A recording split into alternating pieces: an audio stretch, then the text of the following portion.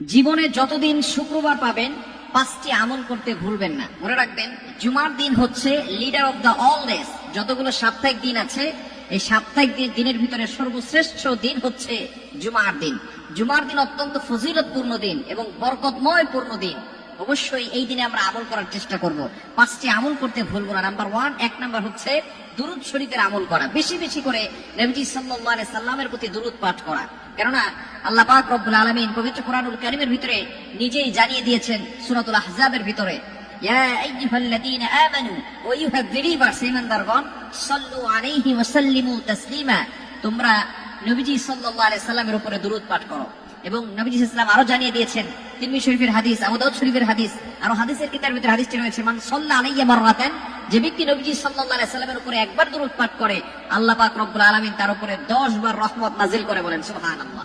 শুধু তাই নয়, এই বৃহস্পতিবার দিন যত মানুষ সাপ্তাহিক যে দুরূদগুলো নবী সাল্লাল্লাহু আলাইহি সাল্লামের উপরে প্রেরণ করেছে, এই সমস্ত দুরূদগুলো ফেরেশতারা নবী সাল্লাল্লাহু আলাইহি সাল্লামের কাছে পৌঁছে দেয়। এজন্য অবশ্যই আমরা বেশি বেশি করে দুরূদ শরীফ পাঠ করার চেষ্টা করব। 1 নাম্বার হচ্ছে দুরূদের আমল করা। নাম্বার 2, দ্বিতীয় নাম্বার হচ্ছে জুমার দিন ফজরের নামাজ মিস না করা।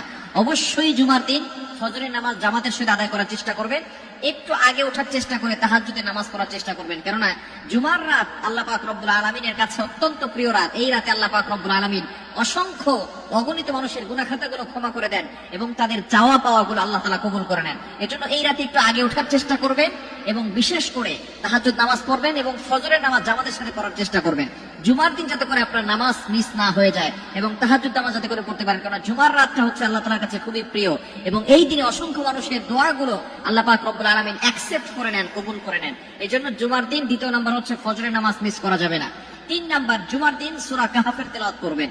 বিশেষ করে সূরা কাহফের তেলাওয়াত যে ব্যক্তি জুমার দিনে করবে, দাজ্জালের ফিতনা থেকে আল্লাহ পাক রব্বুল আলামিন তাকে হেফাজত করবেন। বলেন সুবহানাল্লাহ। এজন্য অবশ্যই দাজ্জালের ফিতনা থেকে যদি আমরা বাঁচতে চাই, তাহলে আমরা জুমার দিন সূরা কাহফ প্রথম 10টি আয়াত হলে আমরা তেলাওয়াত করব। যারা কোরআন পড়তে পারি পুরো সূরাটা তেলাওয়াত করব, আর যদি পুরো সূরা তেলাওয়াত করতে না পারি প্রথম 10টি আয়াত আমরা মুখস্থ করে প্রত্যেক জুমায় আমরা আলোচনা করার চেষ্টা করব ইনশাআল্লাহ। এবং 4 নাম্বার জুমার দিনের আমল হচ্ছে আগে আগে মসজিদে যাওয়া। আপনি উত্তম রূপে সুন্দর করে গোসল করবেন এবং সুন্দর পোশাক পরিধান করে, উত্তম পোশাক পরিধান করে, এরপর আপনি পারফিউম ব্যবহার করে সুন্নত তরিকে আপনি আগে আগে মসজিদে যাবেন। কারোর সাথে কথা না বলে যদি আপনি সবার আগে মসজিদে চলে যেতে পারেন, তাহলে একটি উট কোরবানি করলে যে সওয়াব হয়, আল্লাহ তাআলা সেই পরিমাণ সওয়াব আপনার আমলনামায় দিয়ে দিবেন। এরপরে যে পরে যাবে তার জন্য গরু কোরবানি করার সওয়াব, এরপরে যে যাবে মুরগি কোরবানি করার সওয়াব, এরপরে যে যাবে ডিম কোরবানি করার সওয়াব। এখন অনেকে বলবেন, হুজুর ডিম আবার কোথায় পেলেন? অর্থাৎ ডিম দান করলে যে সওয়াব হয় সেই